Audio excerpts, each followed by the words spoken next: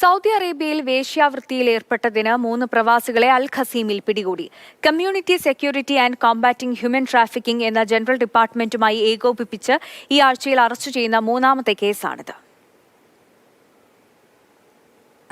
Saudi അറേബ്യയുടെ മധ്യമേഖലയായ അൽ ഖസീമിൽ അടുത്തിടെ രൂപീകരിച്ച community security and combating human trafficking എന്ന ജനറൽ ഡിപ്പാർട്ട്മെന്റുമായി ഏകോപിപ്പിച്ചാണ് പോലീസ് 3 പേരെ അറസ്റ്റ് ചെയ്തത്.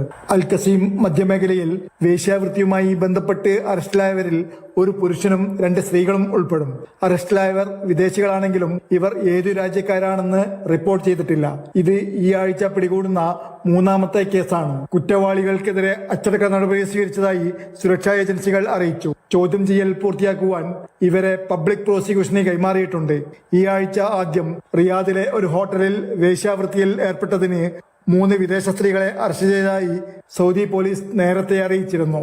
പൊതുധാർമ്മികത ലംഘിക്കുന്ന പ്രവർത്തനങ്ങളിൽ ഏർപ്പെട്ടുവെന്ന കുറ്റത്തിന് 5 പ്രവാസികളെ ഒരു മസാജ് സെന്ററിൽ ജിദ്ദയിലും നേരത്തെ അറസ്റ്റ് ചെയ്തിരുന്നു.